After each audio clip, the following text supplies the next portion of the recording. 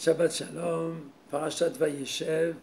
Nous continuons dans l'histoire de Yaakov Avinu. Il a terminé avec sa rencontre avec Laban, il a terminé avec sa rencontre avec Esav. Et maintenant, il espère avoir un peu de tranquillité. Et voilà que une nouvelle paracha s'ouvre devant nous. Parashat Vayeshev avec une histoire de Yosef. Une paracha qui est remplie d'événements. Yosef fait des rêves. Il va être jalousé par ses frères. Ça va être la cause de sa vente. Et après qu'il est vendu, il a des histoires en Égypte, des souffrances avec la femme de Potiphar. Et en fin de compte, il se retrouve en prison avec les ministres de Pharaon. Et là aussi, il y a des rêves que Yosef va expliquer à ces deux ministres avec une très grande intelligence. Et ça va être grâce à ça que dans la paracha suivante, quand Pharaon fera à son tour des rêves, ce sera à Yosef de lui traduire et en fin de compte de devenir le roi d'Égypte. Donc une paracha remplie d'événements, et une période aussi remplie d'événements.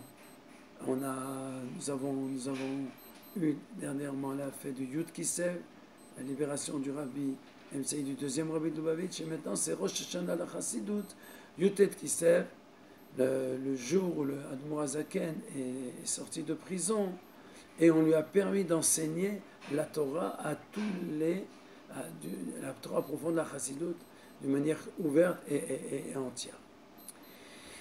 Donc d'ailleurs ces événements vont être fêtés au Bet Chabad. Mercredi soir nous avons un Fabringen, et si Dieu veut samedi soir ce sera une fête pour toute la communauté. Quel est le rapport entre ces deux événements, le dévoilement de la Chassidut et Yosef? Et bien sûr nous voyons à l'horizon Hanouka qui arrive avec cette lumière qui va transformer ce monde-là en endroit de sainteté. Une remarque très profonde. Si on fait attention, on remarque que tout cet exil-là n'est venu que par des rêves. D'abord, Yosef y rêve, après c'est les ministres de Pharaon qui rêvent, après c'est Pharaon lui-même qui rêve. Et voilà que Yosef lui rêve d'abord d'épis, et après de la lune et le soleil, c'est-à-dire il s'élève dans son rêve, puisque Pharaon, lui, il rêve d'animaux, de ces 7 vaches, après les 7 épis, lui il descend dans ses rêves. Mais en tout cas, tout l'exil ne vient que d'un rêve.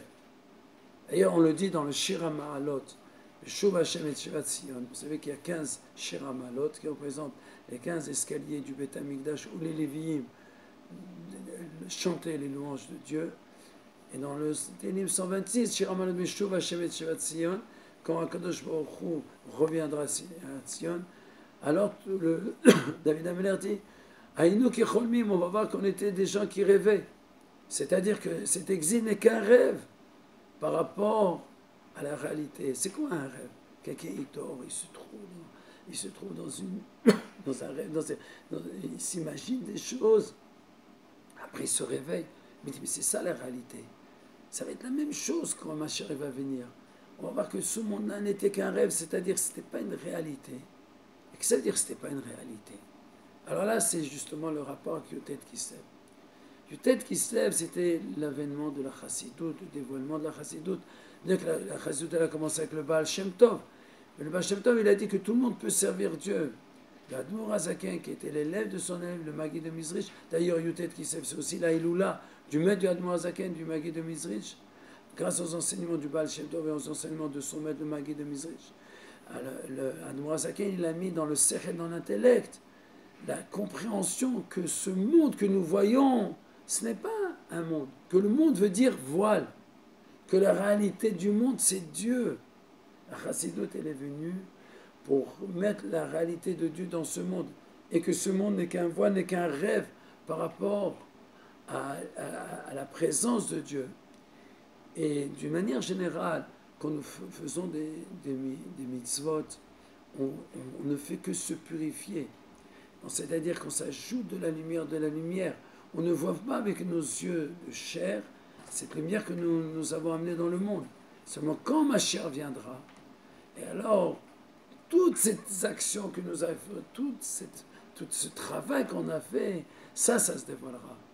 Et ça, C'est ce que l'Admour Azaken il a expliqué dans la fête de Yutet Kislev. Yutet Kislev, c'est la naissance de tous les chassidim, de toute la chassidoute. Et ce n'est pas une chose nouvelle. C'est des enseignements qui existent dans la Torah. Je donnerai un exemple. C'est comme si vous prenez une chaussure, vous la cirez, et après vous donnez un coup, vous mettez un éclat sur la chaussure. Je donne un tout petit exemple. Modani le Fanecha, nous remercions de nous. C'est la première misa que nous faisons. Et on remercie Dieu de nous rendre la vie. La chassidoute vient à l'éclair en disant que Modani Sherzarta Bilishmati, ce que nous remercions à Dieu le matin lorsqu'il nous rend la vie, qu'il nous rendit aussi notre Neshama, parce que le Neshama, elle a un but à faire dans ce monde. Et alors, quand on a ces deux niveaux-là et qu'on sait que tout le galout n'est qu'un rêve, on arrive à le surmonter. Et très très bien, Mashiach viendra. Et nous fêterons toutes ces fêtes, tous ensemble, dans la joie. Shabbat Shalom. Et beaucoup de force pour se préparer à Hanouka. Amen. Keneratza.